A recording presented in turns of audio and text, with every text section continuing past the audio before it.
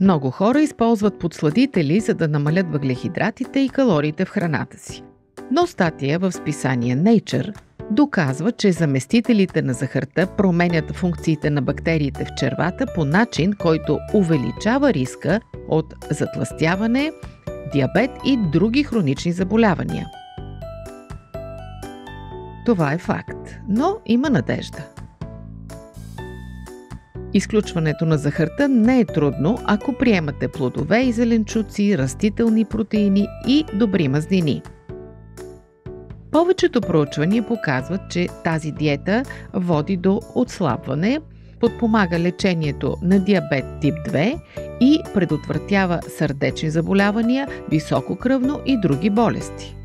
Сбогувайте се с подсладителите и посрещнете по-доброто здраве!